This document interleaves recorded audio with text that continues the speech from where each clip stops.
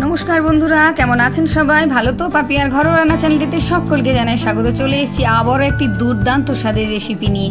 এই রান্নাটা কিন্তু একদম অন্য রকম অন্য ধরনের। তাহলে চলুন আমার সাথে থেকে পুরো ভিডিও দেখতে থাকুন, না হলে কিন্তু বুঝতে পারবেন না আজকের রেসিপিটা কেন বলছি অন্য রকম অন্য ধরনের। তাহলে চলুন শুরু করা যাক আজকের এই রেসিপিটি। আজকের রেসিপিটি শুরু করার জন্য আমি প্রথমে দুটো বেগুন নিয়েছি। বেগুনগুলো ভালো করে ধুয়ে পরিষ্কার করে নিয়েছি। আর এই বেগুনগুলো নিয়েছি কিন্তু একদম পোকা নেই আর কচি দেখে নিয়েছি। আপনারাও পোকা দেখে বেগুন নেবেন না, আর একদমই কচি দেখে নেবেন। আর বেগুনের প্রথমে আমি খোসাগুলোকে ছাড়িয়ে নিচ্ছি। আপনারা বাড়িতে বেগুনের খোসা ফেলেন না তো, কিন্তু আজকের রেসিপিতে বেগুনের খোসা কিন্তু ফেলতে হবে। আর এই রেসিপিটি বানাচ্ছি আমি একটি তুর্কি রেসিপি। এই রেসিপিটি আমাকে উপদেশ দিয়েছে আমার কর্তামশাই। উনি যেহেতু একটু খেতে ভালোবাসেন, তাই ওনার মাথাতেই এই নানান রকমের নতুন নতুন ধরনের রান্না আসে। উনি আমাকে বললেন যে আজকে এইভাবে বেগুনের এই পদটি বানাও। আমি ভাবলাম যখন বানাবোই তাহলে আপনাদের সাথেও একটু শেয়ার করি। এবারে দেখুন বেগুনের খোসা ছাড়িয়ে পেছন দিকটা কিন্তু আমি কেটে ফেলিনি, এইভাবে ভালো করে সব কিছুকে ফেলে দিয়েছি। আশা করছি আপনারা বুঝতে পারছেন, আমি বোঝাতে পারছি বা সুন্দর করে দেখাতে পারছি। এটা তো কাটা হলো, এবার চলুন আর একটা কেটে আমি আপনাদেরকে দেখিয়ে দিচ্ছি। এইভাবে খোসাগুলোকে ভালো করে কেটে ফেলে দিতে হবে। পুরো ভিডিও না দেখলে কিন্তু আজকে অনেক কিছু মিস করে যাবেন। আর আপনারা কিন্তু বেশি বেশি করে বন্ধু বান্ধব আত্মীয় স্বজনদের মধ্যে একটু শেয়ার করে দেবেন, যাতে আপনাদের মতো তারাও নতুন নতুন রেসিপি শিখতে পারে। এই দেখুন পেছনের এই গাগুলো একটু ফেলে দিয়ে বোটাটা অল্প কেটে ফেলে দিলাম, পুরোটা কিন্তু কেটে ফেলছি না। দুটো বেগুনই কিন্তু আমার পরিষ্কার করে কাটা হয়ে গেছে, দেখতে পাচ্ছেন। তাহলে চলুন এবার কেটে নিই। এভাবে প্রথমে চওড়া চওড়া করে কেটে নিতে হবে, না মোটা না পাতলা, ঠিক মিডিয়াম সাইজ করে। আর খুব আলতো হাতে এই কাজটা করতে হবে, খুব তাড়াহুড়ো করলে কিন্তু হবে না। আর যারা ছুরিতে খুব ভালো এক্সপার্ট তারা কিন্তু ছুরি দিয়ে কেটে নিতে পারেন। আমি ভাই ছুরিতে অত পারি না, তবে শিখছি একটু একটু করে। আমি বঁটিতেই ভালো পারি, তাই এই বঁটি দিয়েই কেটে নিচ্ছি। এবার দেখুন প্রত্যেকটা ভাগ কি সুন্দর আলাদা হয়ে গেছে। এবার সব কিছুকে একটু জড়ো করে নিয়ে হাতের সাহায্যে এইভাবে লম্বা লম্বা করে কেটে নিতে হবে, ঠিক এক একটা আঙুলের মতো। দেখুন পুরোটা কাটলে বুঝতে পারবেন যে কতটা সুন্দর লাগছে দেখতে। এই দেখুন এক এক করে কিন্তু যতগুলো কাট লাগানো যায় ততগুলোই কাট লাগিয়ে নিতে হবে। তবে খুব সরু নয়, খুব পাতলা নয় বা খুব মোটাও নয়, একদম মিডিয়াম সাইজে। দেখছেন এই দেখুন কতটা সুন্দর লাগছে, ঠিক যেন একটা ফুলের মতো।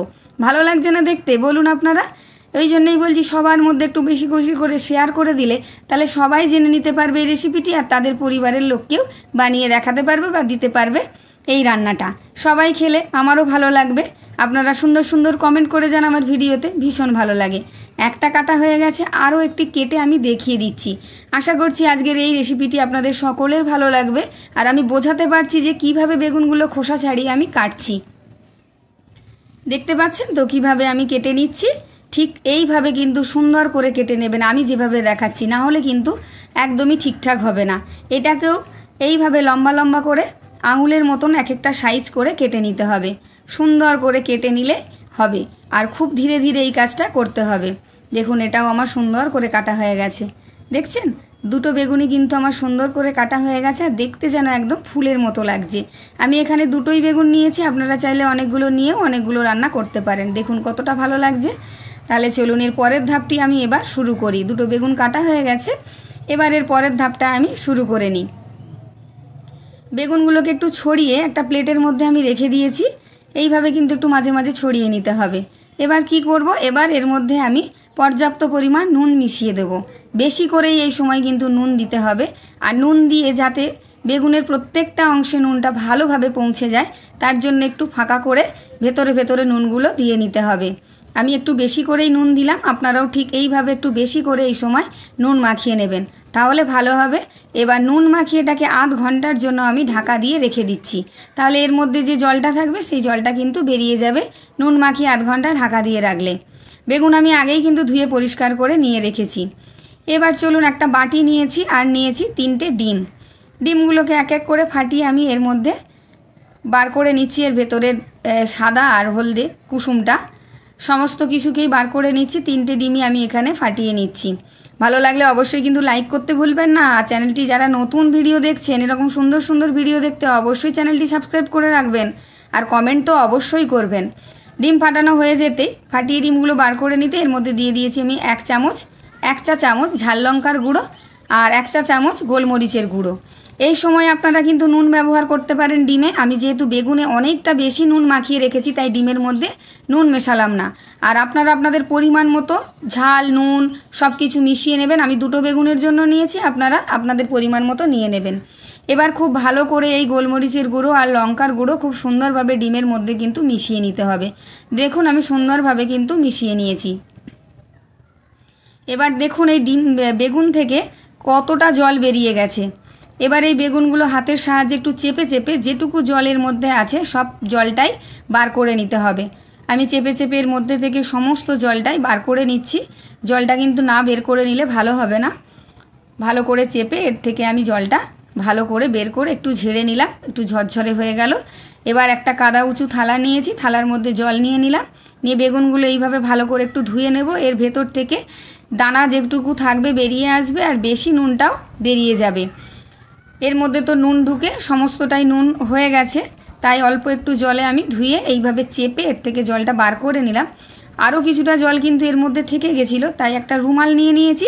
রুমাল দিয়ে ভালো করে মুছে এর থেকে যে জলটা আছে পুরো জলটাই ভালো করে আমি মুছে নিয়ে নিচ্ছি। আপনারা চাইলে টিস্যু পেপার দিয়ে মুছে নিতে পারেন। আমার কাছে টিস্যু পেপার ছিল না, তাই পরিষ্কার একটা রুমাল দিয়ে ভালো করে এর থেকে জলটা আমি মুছে নিলাম। এবার একটা প্লেটের মধ্যে আমি 4 টেবিল চামচ মাপের কিছুটা কর্নফ্লাওয়ার নিয়ে নিয়েছি, আর নিয়ে নিলাম 1 বাটি মাপের নেড়োর গুঁড়ো। আর দিয়ে দিচ্ছি এবার এর মধ্যে আমি কিছুটা গোলমরিচের গুঁড়ো, এটা 1 চা চামচ পরিমাণ হবে। 1 চা চামচ গোলমরিচের গুঁড়ো দিলাম, আর হাফ চা চামচ মতো লঙ্কার গুঁড়ো দিলাম, আর দিয়ে দিলাম কিছুটা গরম মশলার গুঁড়ো।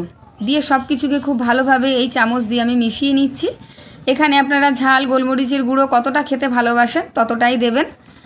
আর দিয়ে দিলাম আমি 1 চা চামচ জিরের গুঁড়ো, এটা আগে দিতে ভুলে গেছিলাম আমি, তাই এই সময় দিয়ে ভালো করে এটাকে মিশিয়ে নিচ্ছি। খুব ভালো করে কিন্তু মিশিয়ে নিতে হবে সব কিছুকে। দিয়ে এই প্লেটটার মধ্যে সুন্দর করে এইভাবে একটু ছড়িয়ে দিতে হবে। ভালো করে একটু ছড়িয়ে মেলে দিয়েছি। এবার দেখুন আমি কি করি। এবার এই বেগুন দুটোকে আমি নিয়ে নিলাম, এর থেকে যতটুকু জল ছিল রুমাল দিয়ে ভালো করে মুছে নিয়েছি, এর মধ্যে আর জল নেই। এবার প্রথমে ডিমের মধ্যে চুবিয়ে নিতে হবে, আর প্রত্যেকটা অংশে যেন ভালোভাবে এই ডিমের লেইগুলো ঢুকে যায় সেটা দেখতে হবে, ভালোভাবে যেন ডিমগুলো পৌঁছে যায়। তাই খুব সুন্দরভাবে ডুবিয়ে ডিমটা ঝরিয়ে নেড়োর গুঁড়োর মধ্যে ফেলে দিতে হবে। দিয়ে ভালো করে নেড়োর গুঁড়োগুলো প্রত্যেকটা অংশে যেন মিশে যায়, মাখানো হয়, এই রকম একটু ছড়িয়ে ছড়িয়ে দিয়ে সুন্দর করে প্রত্যেকটা অংশে নেড়োর গুঁড়ো মাখিয়ে নিতে হবে। একবার ডিমে চুবিয়ে এইভাবে নেড়োর গুঁড়ো মাখিয়ে নেওয়ার পর আমি আরও 1 কোট করব। দেখতে থাকুন আমার ভিডিও, আর অবশ্যই কিন্তু কমেন্ট করবেন যে কেমন লাগলো। কমেন্ট করতে আর লাইক করতে ভুলবেন না, আর পারলে একটু বেশি বেশি করে শেয়ার করে দেবেন। আবার একবার আমি ডিমের মধ্যে চুবিয়ে নিলাম, অর্থাৎ 2 কোট করছি। এটাকে 2 কোটই করতে হবে, তবে ভালো লাগবে। আর এই বেগুনের রেসিপিটি একবার যদি বানিয়ে খান প্রশংসায় পঞ্চমুখ হয়ে যাবে, কিন্তু সবাই ভালো বলবে। ভীষণ সুন্দর হবে এই রান্নাটা, খেতে দারুণ হবে, দুর্দান্ত হবে। এটা সন্ধেবেলায় চা কফির সাথে বা গরম গরম ডাল ভাতের সাথে ভীষণ ভালো লাগবে। আবারও একবার নেড়োর গুঁড়োর মধ্যে খুব ভালোভাবে আমি নেড়োর গুঁড়োটা মিশিয়ে নিচ্ছি 1 হাত দিয়ে। 2টো হাত দুদিকে আমি ব্যবহার করছি। এইভাবে প্রত্যেকটা অংশ সুন্দর করে নেড়োর গুঁড়ো আমি মিশিয়ে নিলাম। দেখে বুঝতেই পারছেন যে কতটা তাড়াতাড়ি আর কতটা সহজ হয়। হাতের কাছে থাকা কিন্তু সব উপকরণ দিয়েই হয়ে যায়। এবার চলুন ভেজে ফেলি। এদিকে প্যানে কিন্তু আমার সাদা তেল দিয়ে গরম করা হয়ে গেছে, এবার দিয়ে দিলাম। দিয়ে এবার চামচ দিয়ে আমি প্রত্যেকটা অংশকে একটু ফাঁকা ফাঁকা করে দেব, যাতে ভেতর পর্যন্ত তেল ঢুকে খুব ভালোভাবে ভাজা হয়ে যায় আর দেখতেও সুন্দর লাগে। ভালো করে ভাজা হলে কিন্তু এটা খুবই মচমচে কড়মড়ে হবে। এবার ছড়িয়ে দিয়ে এটাকে আমি ঢাকা দিয়ে কিন্তু 7 থেকে 8 মিনিট মতন রেখে দেব। তবে গ্যাসটা কিন্তু মাঝারি থেকে একদম কমের মাঝখানেই রাখবেন। 7-8 মিনিট পর আমি ঢাকা খুলে নিয়েছি। এবার এক পিঠটা ভাজা হয়ে গেছে, অপর পিঠটা আমি উল্টে দিচ্ছি। এইভাবে অপর পিঠটাও কিন্তু উল্টে দিতে হবে, সুন্দর করে ভেজে নিতে হবে। আর গ্যাসটা বলেইছি একদম মাঝারি থেকে কমের মাঝখানে রাখবেন, একদম হাই ফ্লেমে ভাজতে যাবেন না। একটা ভাজা হয়ে গেছে, এই দেখুন, দেখেছেন? এইভাবে উল্টে পাল্টে এই পিঠটা আরেকটু ভাজতে হবে। এইভাবে আরও একটা বেগুন আমি ভেজে তুলে নিচ্ছি, একটু তেলটা ঝরিয়ে তুলে নিতে হবে। কত সুন্দর লাগছে দেখুন, ঠিক ফুলের মতন, আর কতটা দেখুন মচমচে হয়েছে।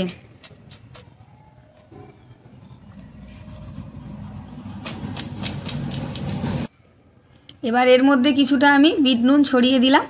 খেতে সুন্দর লাগবে বলে একদম বেগুন খাচ্ছেন কিন্তু মনেই হবে না। অবশ্যই বাড়িতে ট্রাই করবেন। এবার এর ওপর আমি একটু টমেটো সস দিয়ে একটু কেটে আপনাদের দেখাচ্ছি যে কতটা সুন্দর। এই রকম সুন্দর সুন্দর ভিডিও নিয়ে আবার দেখা হবে আপনাদের সাথে। চলুন একটা দেখে দিই, এই যে দেখিয়ে দিই কত সুন্দর হয়েছে। একটু খেয়ে তো দেখতেই হবে, তাই না? তাহলে বন্ধুরা আবার দেখা হচ্ছে নতুন একটা ভিডিওতে। আপনাদেরকে অসংখ্য অসংখ্য ধন্যবাদ জানিয়ে আজকের ভিডিওটা কিন্তু আমি এখানেই শেষ করছি। আমার পাশে থাকার জন্য আপনাকে অসংখ্য অসংখ্য ধন্যবাদ।